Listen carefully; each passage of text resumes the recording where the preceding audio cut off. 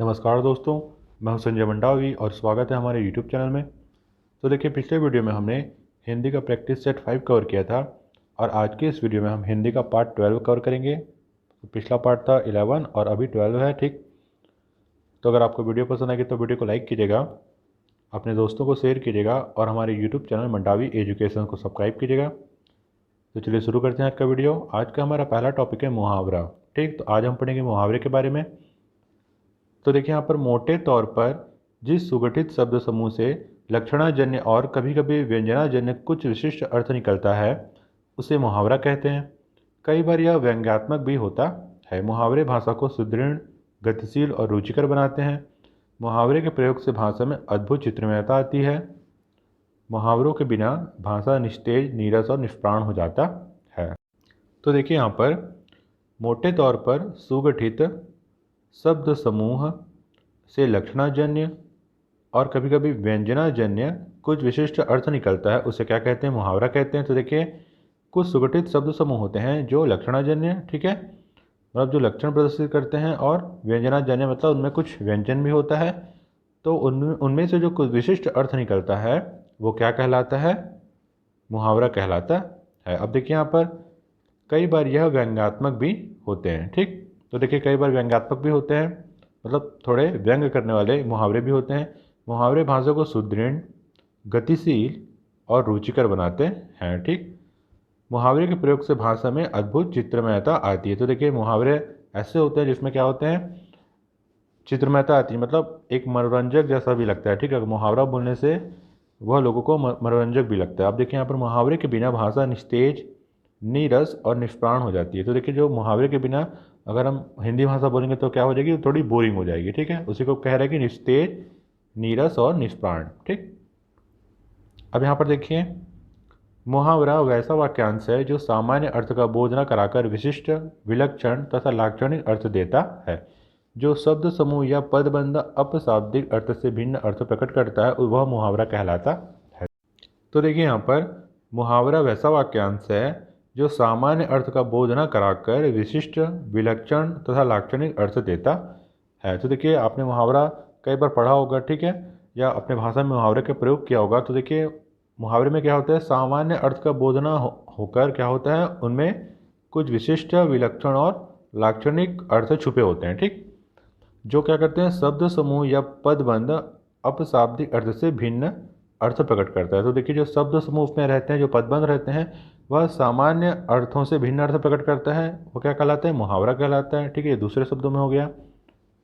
अब देखिए यहाँ पर मुहावरा भाषा की समृद्धि तथा सांस्कृतिक विस्तार का प्रतीक है। इससे भाषिक परिदृश्य के सामाजिक सांस्कृतिक संबंधों का पता चलता है। मुहावरों में युगीन चेतना के आधार पर परिवर्तन भी होता रहता है। तो देखिए, यहाँ पर मुहावरा भाषा की समृद्धि तथा सांस्कृतिक विस्तार का प्रतीक है, ठीक। इससे भाषिक परिदृश्य के सामाजिक सांस्कृतिक संबंधों का पता चलता है। मुहावरे में युगीन चेतना के आधार पर परिवर्तन भी होता रहता है। तो सिंपल सी चीज़ है। अब यहाँ आगे बढ़ते हैं। देखिए, मुहावरों का स्वतंत्र रूप से प्रयोग नहीं होता, बल्कि वाक्य के साथ ही प्रयुक्त होकर ये उचित अर्थ दे सकते हैं। वाक्य में मुहावरे के प्रयोग से भाषा आकर्षक हो जाती है। मुहावरे के प्रयोग से भाषा में सरलता, सरसता, तय, चमत्कार, पूर्ण प्रवाह उत्पन्न होता है। तो देखिए, यहाँ पर मुहावरों का स्वतंत्र स्वरूप से प्रयोग नहीं होता है, ठीक है। मुहावरों का जो प्रयोग है वह स्वतंत्र रूप से नहीं होता है, बल्कि वाक्य के साथ ही प्रयुक्त होकर ये उचित अर्थ दे सकते हैं, ठीक है। आप सभी जानते हैं कि मुहावरे वाक्य के साथ मिल जाएंगे तभी क्या हो पाएंगे? उचित अर्थ दे पाएंगे। वाक्य में मुहावरे के प्रयोग से भाषा आकर्षक हो जाती है, ठीक है। आप सभी जानते हैं मुहावरे के प्रयोग से भाषा में सरलता, सरसता और तय, चमत्कार, पूर्ण प्रवाह उत्पन्न होता है, ठीक। हम आगे एग्जाम्पल देखेंगे तब आपको अच्छे से समझ में आएगा, ठीक है। अब यहाँ पर देखिए, अगला है मुहावरा कम से कम 2 शब्दों से बना है। ये शब्द विशेषण, संज्ञा अथवा क्रिया हो सकते हैं। तो देखिए, यहाँ पर मुहावरा कम से कम 2 शब्दों से मिलकर बना होता है, ठीक है। और ये शब्द कौन कौन से होते हैं? तो देखिए, विशेषण, संज्ञा और क्रिया। तो देखिए, यहाँ पर क्वेश्चन बन सकता है कि मुहावरे कौन कौन से शब्दों से मिलकर बने होते हैं? तो या तो विशेषण, या तो संज्ञा, या तो क्रिया। अब देखिए, हम कुछ एग्जाम्पल देख लेते हैं। जैसे देखिए, चिकना घड़ा, ठीक। तो चिकना घड़ा क्या एक प्रकार का मुहावरा है, ठीक। और आँखों में रात कटना, ठीक। तो ये क्या है? ये भी मुहावरा है। अब देखिए यहाँ पर कुछ इम्पॉर्टेंट उदाहरण है जो डिटेल के साथ दिए हुए हैं, मैं आपको पढ़ा देता हूँ। देखिए यहाँ पर अक्र पर पर्दा पड़ना, समझना आना। ठीक, तो यहाँ पर देखिए अक्र पर पर्दा पड़ने का मतलब क्या होता है, समझना आना। तो देखिए यहाँ पर अक्र पर पर्दा पड़ गया, मतलब कुछ चीज़ समझ में नहीं आ रहा है। तो बेवजह मार पीट के बीच में जाने से तुम उलझ गए, क्या तुम्हारी अक्ल पर पर्दा पड़ा हुआ था। तो देखिए यहाँ पर इस वाक्य के साथ ये जो मुहावरा है वो सूट कर रहा है। ठीक है, कि बेवजह मारपीट के बीच में जाने से तुम उलझ गए, क्या तुम्हारी अक्ल पर पर्दा पड़ा हुआ था, मतलब क्या तुम्हें समझ में नहीं आ रहा था कि तुम बेवजह मारपीट के बीच में उलझ गए। अब देखिए यहाँ पर अगला उदाहरण है, अपना उल्लू सीधा करना, मतलब अपना मतलब निकालना। तो देखिए यहाँ पर क्या बोल रहा है, उल्लू सीधा करना, मतलब क्या हुआ, मतलब निकाल रहा है अपना। ठीक, तो यहाँ पर देखिए आजकल के राजनेता जनता की नहीं सोचते हैं, वे अपना उल्लू सीधा करने में लगे रहते हैं। मतलब आजकल के जो राजनेता हैं वो जनता की नहीं सोचते, जनता के बारे में नहीं सोचते, वो क्या करते हैं, अपना मतलब निकालने में लगे रहते हैं, मतलब अपना उल्लू सीधा करने में लगे रहते हैं। अब देखिए यहाँ पर अगला उदाहरण है, अपना समूह लेकर रह जाना, मतलब है लज्जित होना। ठीक है, अब यहाँ पर देखिए वाक्य पढ़ते हैं हम, जब उसकी चोरी पकड़ी गई वह अपना समूह लेकर रह गया। मतलब देखिए जब उसकी चोरी पकड़ी गई तो वह लज्जित हो गया। ठीक, अपना समूह लेकर हो गया मतलब क्या हुआ, लज्जित हो गया।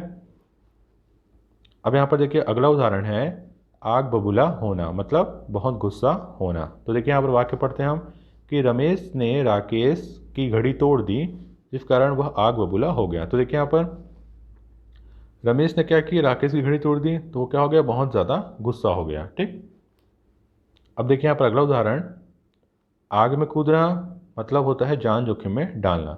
तो देखिए यहाँ पर देश की रक्षा के लिए जवान हमेशा आग में कूदने के लिए तैयार रहते हैं। तो देखिए यहाँ पर इसका मेन वो क्या होगा, मीनिंग क्या निकलेगा कि देश की रक्षा के लिए जवान हमेशा अपनी जान जोखिम में डालते हैं, मतलब आग में कूदने के लिए तैयार रहते हैं।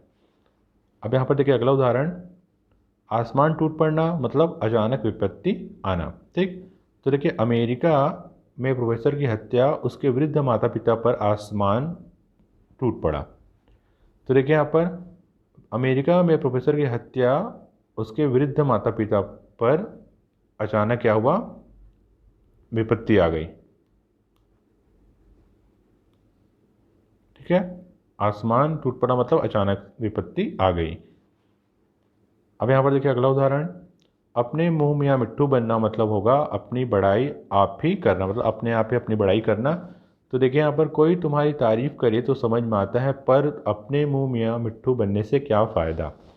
तो देखिए यहाँ पर इसका मतलब क्या होगा कि कोई तुम्हारी तारीफ करता है तो समझ में आता है, पर अपनी ही तारीफ या अपनी ही बड़ाई करने का क्या फ़ायदा। अब यहाँ पर देखिए अगला उदाहरण, आंख उठाकर ना देखना, मतलब तिरस्कार करना। ठीक, तो देखिए यहाँ पर सिद्धार्थ ने उसके निकट आने पर भी आंख उठाकर नहीं देखा। तो देखिए इसका मतलब कि सिद्धार्थ ने उसके निकट आने पर भी उसका तिरस्कार किया। अब यहाँ पर देखिए बहुत ही इंपॉर्टेंट बात कि अगर आपको वीडियो पसंद आएगी तो आप वीडियो को लाइक कीजिएगा, अपने दोस्तों को शेयर कीजिएगा और हमारे यूट्यूब चैनल मंडावी एजुकेशन को सब्सक्राइब कीजिएगा। साथ ही हमारे टेलीग्राम चैनल को ज्वाइन कीजिएगा, हमारे फेसबुक पेज को भी लाइक कीजिएगा और हमारे फेसबुक ग्रुप को भी ज्वाइन कीजिएगा। देखिए टेलीग्राम चैनल और फेसबुक ग्रुप में मैं कई इंपॉर्टेंट फैक्ट के स्क्रीनशॉट और पीडीएफ अपलोड करता रहता हूँ, तो आप ज़रूर से ज़रूर ज्वाइन कीजिएगा। ठीक है, और इन तीनों का जो लिंक है वो मैंने डिस्क्रिप्शन में दे दिया है। और अगर किसी भी प्रकार का डाउट होता है आपको वीडियो से रिलेटेड तो आप मुझे कमेंट बॉक्स में कमेंट कर सकते हैं। ठीक है, और एक इंपॉर्टेंट बात कि आप वीडियो को कम से कम 2 बार देखिए, जिससे आपको चीज़ें अच्छी तरीके समझ में आएगी और आप चीज़ों को ध्यान पे रख पाएंगे। तो चलिए आगे बढ़ते हैं।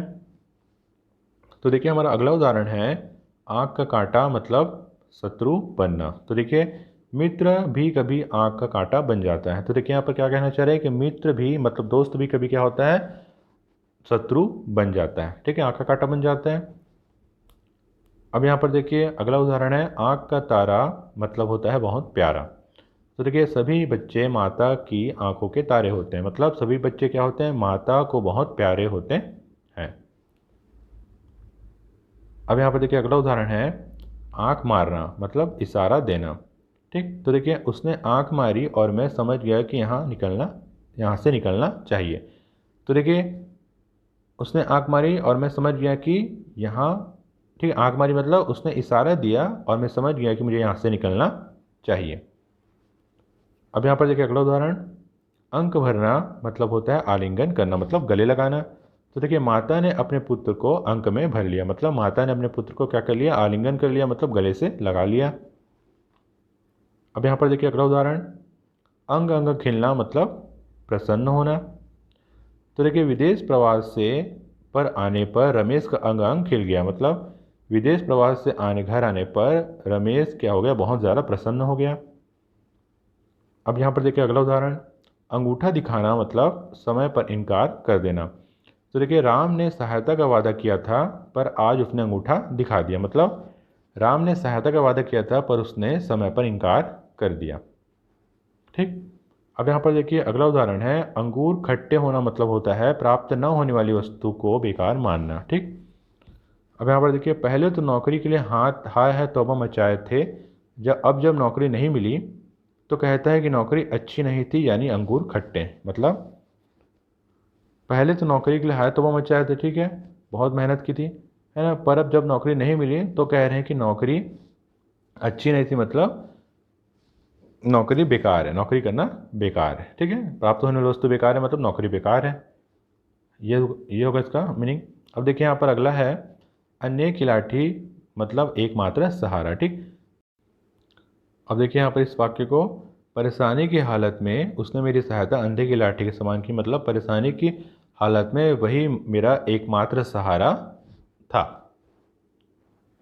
अब यहाँ पर देखिए अगला उदाहरण, अन्य के हाथ बटे लगना मतलब बिना प्रयास का लाभ। ठीक। अब यहाँ पर देखिए लॉटरी क्या लगी, रमेश घमंडी हो गया, क्यों ना हो अंधे के हाथ बटेर जो लगी है, मतलब लॉटरी क्या लगी, रमेश घमंडी हो गया क्योंकि बिना प्रयास के उसे लाभ जो मिल गया। अब यहाँ पर देखिए अगला उदाहरण, अंधेरे में रखना मतलब होता है भेद छिपाना। तो देखिए उसने अंतर्जातीय प्रेम विवाह किया लेकिन मुझे अंधेरे में ही रखा, मतलब उसने अंतर्जातीय प्रेम विवाह किया और मुझसे वह भेद छिपा लिया। ठीक। देखिए अगर आपको इस हर मुहावरे का अगर अर्थ समझ में आ गया ना, तो आप बड़े ही आराम से उन मुहावरों को वाक्य में प्रयोग कर लेंगे और आप पहचान भी लेंगे कि ये मुहावरे का वो वाक्य क्या कहना चाह रहा है। ठीक है, क्वेश्चन में, एग्जाम में क्वेश्चन ऐसे आते हैं, देखिए कि आपको मुहावरे का अर्थ पूछता है। ठीक, तो आपको पता होना चाहिए मुहावरे का अर्थ क्या है। अब देखिए यहाँ पर, अंधों में काना राजा मतलब होता है अयोग्य लोगों के बीच कम योग्यता वाला भी बहुत योग्य माना जाता है। अब देखिए ग्रामीण विद्यालय में पढ़ने वाला रामू थोड़ी बहुत अंग्रेजी जानता है जिस कारण सभी उसे तेज विद्यार्थी मानते हैं, यानी वह अंधों में काना राजा है। ठीक, तो देखिए यहाँ पर क्योंकि अयोग्य लोगों के बीच कम योग्यता वाला भी बहुत योग्य माना जाता है, तो देखिए रामू को क्या है, थोड़ी बहुत अंग्रेजी आती है गांव के विद्यालय में, तो सभी गांव के जितने भी विद्यार्थी हैं वो गांव वाले से क्या मानते हैं, सबसे तेज विद्यार्थी मानते हैं। पर अगर वो शहर में जाता तो वो उतना तेज विद्यार्थी नहीं कहलाता। तो वही है कि अंधों में काना राजा। ठीक। अब यहाँ पर देखिए आंखें फेर लेना मतलब होता है प्रतिकूल होना। ठीक, तो देखिए मतलब प्रतिकूल होना मतलब उसे अपोज करना, अगेंस्ट होना। तो देखिए यहाँ पर सहायता की ज़रूरत के समय परिजनों ने आंखें फेर ली। ठीक, मतलब सहायता की ज़रूरत के समय परिजन जो है उन्होंने क्या हो गया, वो हट गया, वहाँ से मना कर दिया। ठीक है, कोई भी सहायता करने के लिए। अब देखिए यहाँ पर अगला उदाहरण है, आंखों में धूल झोंकना मतलब होता है धोखा देना। ठीक, तो देखिए जेब कतरे ने आंखों में धूल झोंककर जेब से सारे पैसे निकाल लिए, मतलब जेब कतरे ने आंखों में धूल झोंककर, मतलब जेब कतरे ने धोखा देकर जेब से सारे पैसे निकाल लिए। अब यहाँ पर देखिए अगला उदाहरण, आंखों से गिरना मतलब होता है आदर घट जाना। तो देखिए रमेश अपनी हरकतों के कारण हम सब की आंखों से गिर गया, मतलब रमेश अपनी हरकतों के कारण उसका आदर सब में घट गया। अब देखिए यहाँ पर अगला उदाहरण है, अपने पैरों पर खड़ा होना मतलब होता है स्वावलंबी होना। तो देखिए युवकों को अपने पैरों पर खड़े होने पर ही विवाह करना चाहिए, तो मतलब युवकों को स्वावलंबी होने पर ही अब विवाह करना चाहिए। अब देखिए यहाँ पर अगला उदाहरण, अक्ल का दुश्मन मतलब होता है मूर्ख।